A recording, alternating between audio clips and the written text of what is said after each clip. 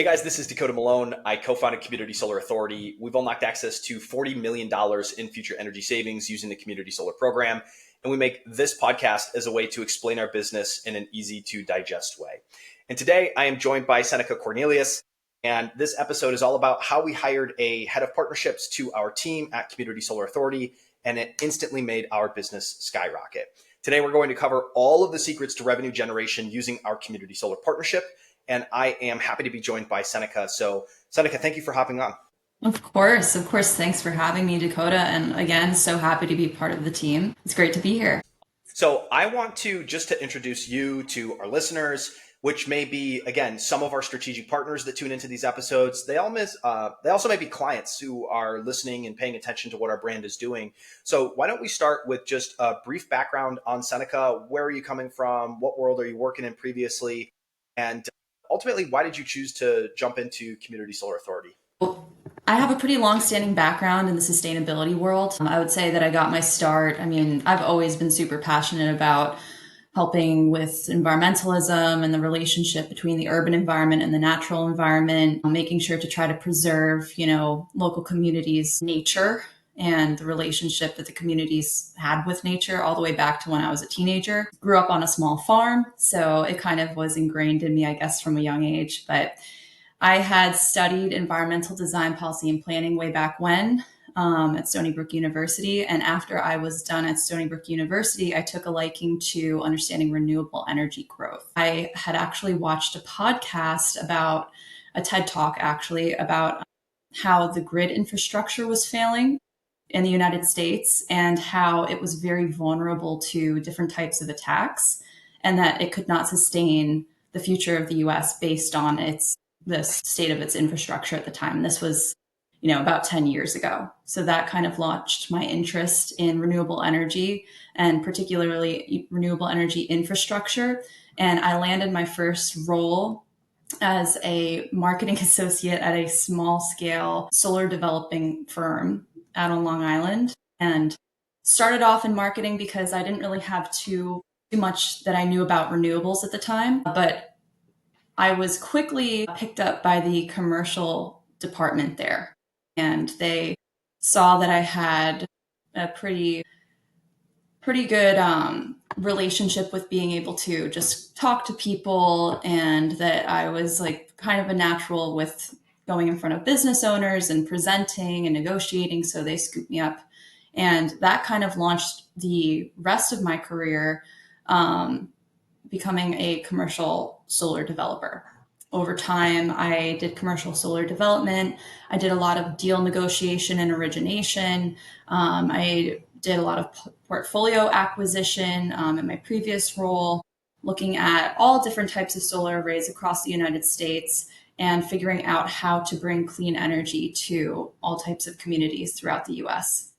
So I am very excited to now be here at CSA. And to answer your second question as to why I'm happy to be here and wanted to be at CSA, is because I have known you guys, Dakota and Nat and Andy, the team, for pretty much almost the entirety of my career. We've known each other for quite some time, worked together on a bunch of different projects here and there as partners in the past, and always knew how you guys worked. You were always genuine, very trustworthy. I was very impressed by the professionalism behind your work, even for a small scale team. And it's been so great to watch how you guys have grown over the years. So once you had offered me the role, I was so excited to become a part of it and not just be kind of on the outside looking in, but be on the inside looking out and trying to figure out how we can help to, scale community solar growth and help everyone understand what you guys do.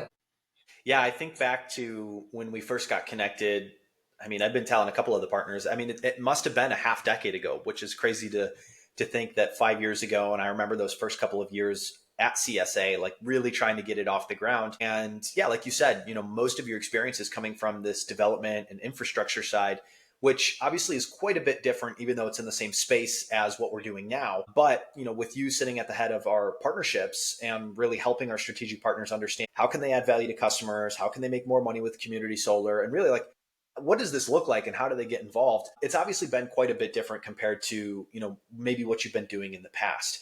What's been your experience the first few weeks? Because I know we've talked to a bunch of strategic partners already.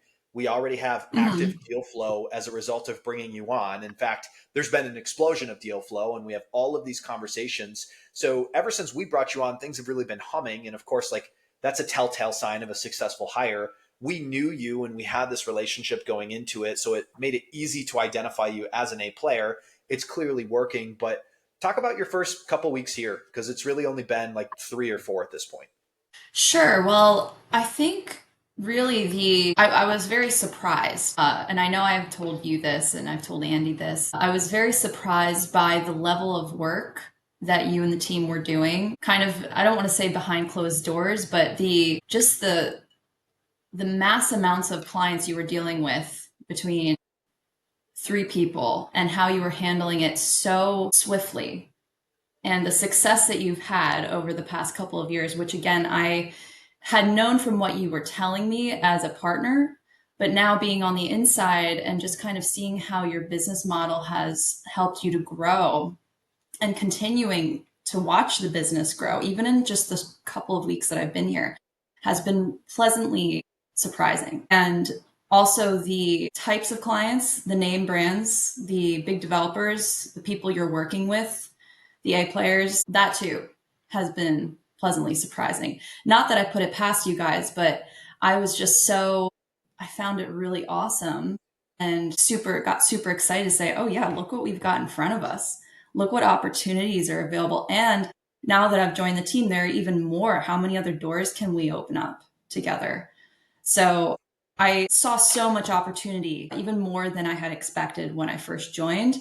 And then the other thing I'll say is that I think in the past couple of weeks, I've also learned to appreciate the other side of the fence more because I come from more of a development background and kind of a corporate deal negotiation background, so very transactional.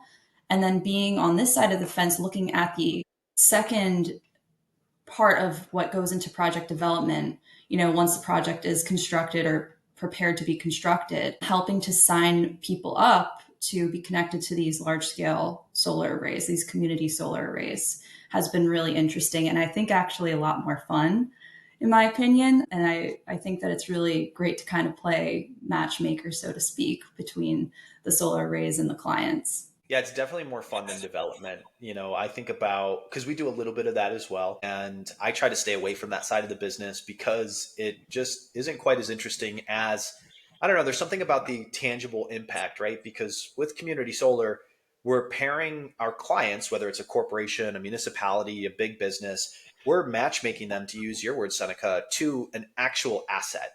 And to go all the way Mhm. back into when you were growing up and like discovering your career path and this idea behind sustainability and the failing grid, like this is the direct path to being able to see a positive impact. And again, whether we're working with a big fortune company or a nonprofit, the work that we're doing is meaningful, and it's really exciting to again have you on board to kind of see that buzz. We're very much a David versus Goliath competitor in the industry, where we don't have Series A funding, we don't have stakeholders that we have to report to, we're not overinflated with hires. And in fact, we're like the complete opposite. We're hyper lean, we're hyper swift. To go back to what you said, because we have a small team, we can make decisions really effectively. And we actually just got Mhm. a really beautiful compliment yesterday with the client we met with, alongside one of our developers, who's one of the largest solar developers in the country. And they, to paraphrase, said that community solar authorities are best partner. We rely on them for all of our work, and we're going to continue to utilize them for years to come. And of course, the job security is always good to hear. And we know that the growth of renewables is happening. But for us, this has taken eight Yeah. years to get here. It's in fact taken us 8 years to hire someone like yourself, to be able to oversee this position and really start to put some more rocket fuel behind our strategic partner model. It's something that's worked to this point, and I'll say that it built until we got supply constrained to where we had so many customers and not enough pipelines of solar projects. Because again, these are real assets. It's not airy fairy energy coming from somewhere. It's on 123 Mulberry Street, like there's this solar asset and it needs one anchor tenant. And so for us, we've grown Right. to the point where we now have access to many, many more pipelines. And so now we're on the hunt for more A players and long-term strategic partnerships. And obviously that's why we brought you in, Seneca, and you've been doing an amazing job so far. I guess on that note, Thanks, like Dakota. I know you've only talked to a couple of our strategic partnerships so far. We've talked to several, but for everybody in the future Mhm. who's thinking about, hey, I want to talk to CSA, I want to work with these guys, like what message might you have for any future strategic partnerships that might be curious about our community solar partnership? Sure. So something I did pick up on in the, all the calls we've been in so far, even though it's just been a couple of weeks, we've been busy. I'm noticing that there's just a natural caution, an air of caution coming from the people we've talked to because they are waiting for that other shoe to drop. I think they're waiting to figure out what the catch is when you present the business model and how CSA works and how everybody wins. In fact, I think if you can mention the triple synergy, that would be awesome because once I learned that that is the triple synergy win is how you guys work and that everybody does in fact win and that there isn't a catch, that this is just a really niche, wonderful system that you've put in place. I think I would encourage our future partners to just feel comfortable with that because I know it's very natural to, when doing deals, it's very natural to expect X, Y, and Z needs to be done first, and that there are all these other requirements and paperwork in the way and legal and et cetera. But this is just something that's really great all around. And at the end of the day, it's also really beneficial for communities. Yeah, I completely agree. This idea of triple win synergy is something that we dubbed quite a few years back. And it was really what we saw after, I'll say this, like synergy is such a buzzword. In fact, it's like a lot of times the buzzword that large language models and AI uses when you try to craft a message to someone, it always talks about this word synergy and people laugh at it. And it's actually a word that has, to me, like a really deep meaning. And it's this idea of combining resources. We've found ways to partner with our Mm, competition and find ways to turn that into actual wins where everybody can benefit from. The customer benefits from hmm actually saving dollars on their energy costs. Our affiliate partner wins by looking like a hero to their client for introducing them to us and also making a cut of the revenue. And then, of course, we win because we're filling our solar projects and we're getting more work done. We're cleaning energy grids at scale. And that was what was required for us to build a really big business. So I love that you mentioned that piece. And I would agree. There's a lot of people who are unfamiliar with community solar. In fact, some people, are really on the fringes of it and they don't quite understand it. And, we've mm. even seen the nationwide adoption of the program. It's state level legislation, so it's only available in certain markets. But those markets that it's in, it is absolutely something that should be included in a large energy user's energy strategy alongside procurement, decarbonization, other sustainability plays, RECs, et cetera. Community solar is a cherry on top to a lot of the, I'll call it low hanging fruit that people have already done, whether it's like retrofits or LED lighting or energy procurement. Community solar has a place into that energy strategy. And it's why we're seeing, again, big brands, fortunes, corporations, municipalities, school systems, all of them are using community solar. Yeah, So it's awesome. let's get into the Q&A, Seneca. So we put together a couple of segments here that we wanted to talk about, and I want to turn it over to you. What questions do you have for me? Great. Thanks, Dakota. Well, I think the first thing I could ask you is what's the biggest mistake you see companies making when they try to add community solar to their offerings? And what's the dollar amount they're leaving on the table and getting it wrong? So here's the $1 million mistake that our competitors and even sometimes strategic partners make.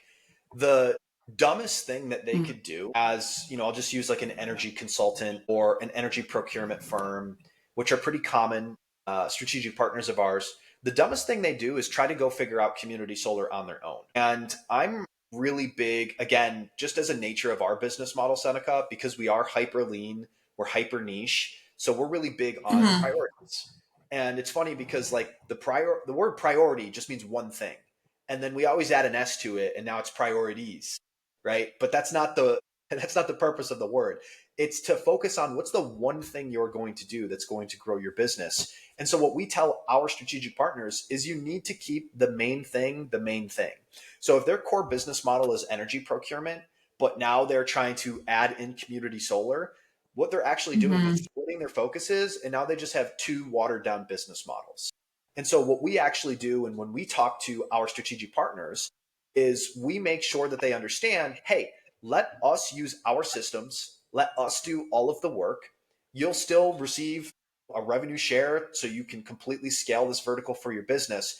But the biggest mistake that people are making is they're trying to do it all at once because they have this weird limiting belief that nobody can talk to their client, nobody can serve their client like they can. But the reality is community solar, the legislation alone is extremely nuanced and niche, and every single customer requires a hand-tailored approach. So for a Mhm. company to just jump into community solar and start to try to sell these long-term arrangements with solar developers, one, it's really difficult to even get those contracts in the first place. But then two, what if you do something wrong? What if you miseducate your customer? You end up losing that relationship. And in fact, most of our strategic Right. partners, they come to us after they've failed and they said, hey, look, we tried to do community solar. It didn't work. This doesn't scale, but we're open to like re-exploring this. And so what I always tell them is that they're right. The way that they tried to do it the first time around does not work. And that's why we've done something Mhm. different. Mhm. And I also think that that's what differentiates us between us and everybody else trying to do community solar. Our executive team talks to every single customer, which, something that you said earlier, Seneca, is like, wow, it's kind of mind boggling to think about all the big brands you're working with in the background, all of the conversations we're having in the background. And what we're doing is making sure that customers fully educated on the community solar opportunity. And we put our stamp of approval on it, meaning like if we subscribe a client, we refuse to do that unless we're the ones educating and talking to them, because we have systems after the last 8 years. We have the relationships with the developers. We're the ones that are doing all of the sourcing. And so we need to be the one sharing all of that communication with that client. And so the biggest mistake that you can make is believing it's something that you can just dive into and start doing on your own. And again, I would say to put a dollar amount to it, if you think about it like this, again, an energy shop might go target one of their larger clients for community solar. Let's say it works, or there's two paths. It either works or it doesn't. If it works, great. Then they're going to struggle monetizing the rest of their book because, again, they don't have access to community solar pipelines. So they might have one or two or three solar farms that they can subscribe. But the difference between what they're doing and what we're doing is we have complete access across the market to drop into hundreds and hundreds of megawatts of pipelines, which are hundreds of solar projects at scale. And that's what gives us the capacity to actually scale their business. So they can go try to do it on their own. Let's say that it works, but they're going to hit a ceiling very quickly because they don't have access. The alternative is that they try to do community solar, they fail, they piss off their client, they lose business, and then they lose out on all of the potential dollars that they could have by working with us, monetizing their book of business, and using that to win new business. Really depends on how big of a procurement shop we're talking about, but this is easily millions and millions of dollars in lost revenue by trying to do it on their own. Sounds like a waste of time. It's a huge waste of time. So that's Sounds what I like a think waste of about time. when I think about this. It's a big mistake that people make over and over again, and it's not quite as common when we're talking to, let's call it like construction companies or architects or real estate folks, because they don't have the energy knowledge or expertise. They're really willing to say, okay, CSA, you guys do all of this. We're just going to give you the handoff. We're going to introduce you to the client, and we don't. It's very rare that we see those types of problems. But when we're talking to an energy supplier or an energy consultant, they just have this belief that they know everything about energy, and it's just not true. And so we have to sometimes work really hard to break those beliefs. But that's the big $1 million mistake that I'm seeing people make. That was a great response. Thanks, Dakota. On to the next one. Can you walk us through our playbook? When a strategic partner comes to you saying, we want to add community solar, but we don't know where to start, what does the first 90 days look like, and what results have you seen partners achieve within that time frame? Here's the 90-day transformation that is an ideal experience for us. So when you think about the first 90 days of a relationship, that is arguably the most important time in working with our strategic partners. It's the first 90 days of us Mm-hmm. working together. So they get to like see our brand in action, see how we talk to their customers, see the results that we get. And also for us, we get to figure out if these guys are someone we want to partner with long term. The beauty of where we're at now at Community Solar Authority is we don't need strategic partners. The reason why we brought you on, Seneca, is because we're specifically trying to find the A players that are going to be able to go the distance, right? Like this is a marathon. We built our Yeah. business thesis off of this idea that the more sustainable you are, the longer you are able to stay in business. And so we see business as an infinite game. This isn't a fly by night thing. We're not trying to make a quick buck. We're not trying to sign any deal that we can. We want to make sure that that first 90 days is really proving out if that company wants to work with us, they like our systems, they understand our business model, they like our processes, and also if we want to work with them long term. And that's why we always start with what we call a pilot deal. It's just an easy way Mm. to test one deal to see if we can make a relationship work. And that's why it's so important, because if it's successful, then again, we can go after all of this additional revenue over the long term. And if it's unsuccessful, or if it's a relationship where it's like, okay, we got the deal closed, but it's clear that we don't want to work with you long term, it also gives us the opportunity to set that relationship down, which is also really important. The discernment of knowing who we want to work with and who we don't want to work with, it's the same as hiring. It's the same as building company culture. It's like, do their values align with ours? How are they treating their customers? Is this someone we see ourselves working with long term? And so that first 90 days really lets us figure out all of those things all in a short period of time. So if a strategic partner wants to work with us, we'll put an MNDA in place, we'll put a partner agreement in place so that they at least feel comfortable sharing information, right? Because they got to bring us customers. So the way that it works is we give them an Hmm. intake form and we ask them to essentially fill out a wish list and say, hey, we're looking at markets in Illinois. Bring us 3 to 5 clients that you think would be a good starting point to work with, and we'll look at it and we'll tell you which one we think is best. So they fill out our intake form, they bring it back to us, and we ultimately decide which one's the best to move forward with on a pilot deal. So from there, we'll get the client educated, we'll get introduced to the client. They're essentially, putting us all on a Zoom call or a Teams call, meeting with the client, and we're getting them educated on the community solar opportunity. The number one thing we hear is like, this sounds too good to be true coming from the client. And again, this goes back to why it's important to have an expert that sells community solar every single day and has worked with a bunch of big brands, because we have 8 years of proof stacked on top of each other where we can say, hey, look, Mr. Customer, here's 5 different case studies from an industry exactly like yours. You're a big manufacturer. Here's 5 manufacturers that we've worked with. You're a public school. Here's 20 different public schools and a report that breaks down all of the deals that we've done in the community solar space. And so, when we're talking to them in that first 90 days, not only are we getting the client educated, but we're showing the strategic partner that we're the real deal and that they want to work with us long term and they can see our expertise and they believe in us. That belief and proof is just as important for the client as it is for the strategic partner, because the more they're invested and believe in our brand, the more revenue we're going to be the more revenue we're able to unlock together, which is going to be super important. So the first 90 days is all about getting their first pilot deal done and closed and payable. So by the end of the 90 days, we're going to be walking away with a case study, proof of concept that our partnership works, a letter of recommendation, and an invoice. They might not get paid right away based on like what milestones and projects we're working on, but at least we have the ability to say, hey, here's an invoice. We're going to pay you at this date. So they feel secure that we're going to pay them, that we're able to get deals done. And again, the next 90 days after that is all about how do we start to open up the rest of their book and really explore how we help them at scale by integrating community solar into their business. And so, again, this ultimately allows us to wait for the right A players. Like, you're not going to be able to pick them right every single time, just like I wasn't able to. We've entered a lot of relationships where it's like, wow, this sounds amazing. And then for one reason or another, by the end of the 90 days, we're like, okay, like, thank God we don't get married before we date, because this date showed us that we don't want to work with you long term. And so that 90 days is really critical for us. It's critical for the strategic partner.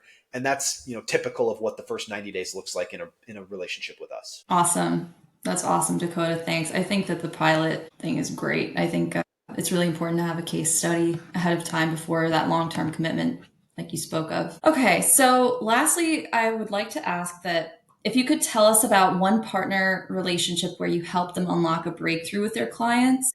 What was the conversation? What was that kind of like aha moment? And what impact did it have on their revenue and client retention? So there's several thoughts that pop up and just really good examples of this, but I'll give you one that just recently happened.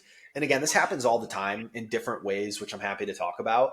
But here's an example of how it happened with a strategic partner's Fortune 500 client. So they brought us this deal as a pilot deal. So we had no previous relationship. And I'm like, all right, what do we want to work on? And they were like, well, we've got this Fortune 500 company. It's got 400 plus accounts. And normally we don't try to do deals that large on the pilot deal because, again, we don't have a working relationship. So there's a lot of unknowns. But this deal in particular looked like a slam dunk to us. And so we were like, okay, we're willing to, explore it. So the deal was that there was about 400 plus accounts, but our strategic partner only had control of about half of those. So there was another half that was being managed by a different energy consultant. They brought us all of the accounts. We delivered our community solar rollout. And ultimately, we got this Fortune 500 access to over $1 million in savings within the first like 6 months. So we're constantly closing subscriptions because there's so many accounts. It requires many solar farms for us to kind of play Tetris and stick them in the right place. But for us, we were able Mhm. to bring them back $1 million in less than 6 months. Obviously, the client was super happy about that because they didn't spend any money. They didn't have to install any solar. And it went so well. The client was so happy that our strategic partner introduced them to us that they gave them the rest of their book of business. So they took the remaining 200 plus accounts and they now gave it to our strategic partner. And the real benefit to that is that, like, Community Solar Authority, we made no money off of that, but we made our strategic partner extremely happy. Again, this idea of triple win Mm. synergy, the Fortune 500 saved $1 million a year. Our strategic partner got paid really well for the community solar rollout, and they just won another massive amount of volume when it comes to their procurement business. And we got to fill our solar projects. And again, for us, like, that's the beautiful part about synergy is we're not looking to make money off of every single transaction. But community solar, when we say it adds value to relationships, that's exactly what I mean. It's this idea that we put goodwill into a relationship between an energy company and their client. And all of a sudden, that client trusts that strategic partner so much more that they're willing to either extend their contracts, give them new business, open new markets with them. And again, there's like 5 examples that I can think of where that happens in different ways. It happens frequently. And again, we love it because it just builds, although we're not making money off of all of that additional goodwill, we're not generating additional revenue, but what we are doing is building trust. And that's super important to us because Mhm. this specific strategic partner has a massive book of business with other Fortune 500 companies. And what we get, again, is a case study and the proof of concept to be able to say, okay, safe to say that this one went extremely well. What can we work on next? And that's what we're focused on. Again, it's this idea of a long term relationship. And for our strategic partners, they're getting upside in many different ways, aside from just a share of the revenue as a result of the community solar rollout. Awesome. Makes perfect sense to me. Well, that's it for my questions. Well, Dakota, thank you for another wonderful conversation. I'm super stoked to be here with you guys, and I can't wait to see what we're going to do together in the future. I think 2026 is going to be awesome. We've got a lot of really great things lined up, and I can't wait to see what other partners we bring on. And that's it for all the questions that I have today. Again, really enjoyed the conversation and can't wait for the next one. Awesome. Yeah, thank you for jumping on, Seneca. And I would say that if you are listening to this and you want to explore a community solar partnership with us, Seneca is going to be hosting these conversations with people like you. And our team is on a mission to discover these A players who want to build with us long term in the community solar space.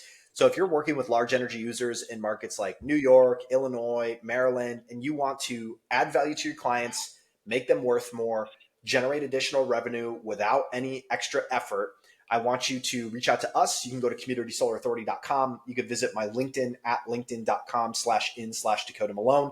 And you could book some time on Seneca's calendar or email her at Seneca@communitysolaurauthority.com. Thanks for tuning in to episode 77. Seneca, thank you for joining me, and we will see you guys on the other side. Thanks, Dakota.